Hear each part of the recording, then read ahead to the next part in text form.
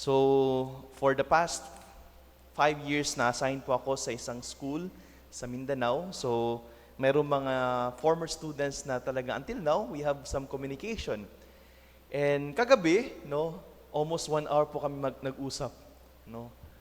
Kumusta na ako? Kamusta ang buhay? And then, out of the blue, talagang kinuwento niya yung buhay niya. Na he's a product of a broken family, naghiwalay yung parents, at sabi, nagkaletse-letse yung buhay ko ngayon, Father. Sabi, those are his words. And I don't believe in God anymore. Sabi niya, bakit? Kasi ang dami-dami problema. I was hurt. Ang dami-dami kong bagsak ngayon sa school. Wala man lang allowance from my parents. Problema sa tuition, everything. Ang dami-daming problema in short. And sabi ko, okay lang yan. Lahat naman tayo may problema. Lahat naman tayo may pinagdadaanan. Pero sabi niya, at the end of the day, I'm always holding on to my own dreams. Na kahit ang dami-dami kong problema, alam ko may pangarap pa rin ako. At sabi ko sa kanya, you know what? God wants you to be happy. Gusto ng Diyos na maging masaya ka. At ma-experience mo yung kaligayahan. But one thing that we need to remind yourself, na kapag gusto mong sumaya, kailangan mo rin magbago. Baguhin mo yung pananaw mo sa perspektibo sa mundo, baguhin mo yung attitude sa buhay-buhay, at of course, mag-aral ka. Kasi kapag hindi ka nag-aral at hindi mo baguhin yung lifestyle mo, eventually, you will be, in the end, will suffer. Yun nga mga kapatid, ang realidad, ang hirap-hirap magbago. Ang realidad, minsan, natatakot tayong magbago. Mayroon nga ako nabasa mga kapatid, isang libro, Learn to Pray. Parang, ano ba talaga yung prayer? Ano ba talaga yung paano mag-pray?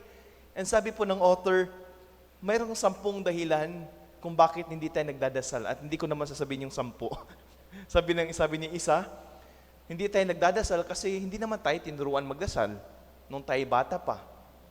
Pero what is really striking, yung sa libro na binabasa ko until now, sabi niya, the 10th one, hindi tayo marunong magdasal o hindi tayo nagdadasal kasi minsan sa ating pagdarasal, ginugusto ng Diyos na baguhin tayo.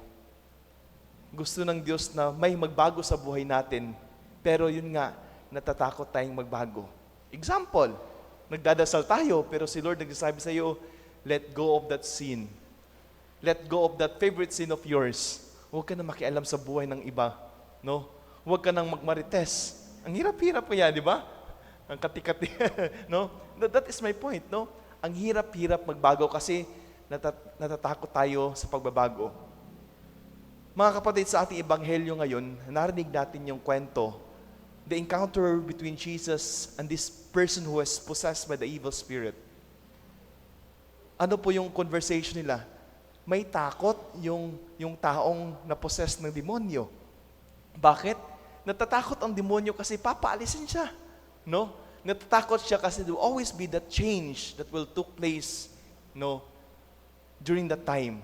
Natatakot ang demonyo because at the end of the day, maghahari ang Diyos. Siguro ngayon, sa gabing ito, tatanungin din po natin yung ating sarili. Takot ka ba na may magbago sa buhay mo? Or kapag maghahari na ang Diyos sa buhay natin, ano kaya yung parte ng buhay natin na parang takot pa rin tayong iwanan? Takot pa rin tayong i-let go? Takot pa rin tayong sumunod sa Kanya? Siguro that is a good question that we need to ask today. But at the end of the day, always remember mga kapatid, kapag ang Diyos ay nag-aasam-asam sa ating pagbabago, it means na may magandang plano ang Diyos para sa atin. Kung gusto ng Diyos na may magbago sa buhay natin, gusto ng Diyos na magkaroon ng kaligayahan sa buhay natin. Si Jesus, He offered His life for all of us to give us eternal salvation. Si Jesus, mga kapatid, ay nag-offer ng kanyang sarili. Siya ay isang Diyos, bumaba dito sa langit, nagbago ang lahat. Pero sa pagbabagong iyon, mga kapatid, there's only one intention, to save us from eternal damnation at bigyan po tayo ng kaligtasan. Kaya nga, mga kapatid, yun yung paanyaya sa atin ngayon. Tanungin natin yung ating sarili, takot ba tayong magbago? O ano yung parte ng buhay natin that the Lord is asking us to let go? Because at the end of the day, gusto ng Diyos na masaya tayo at lumigaya tayo sa ating buhay. As we continue this Mass, hingin po natin ang biyaya ng Panginoon, naway bigyan po tayo ng courage. Courage to accept the reality of change in our life.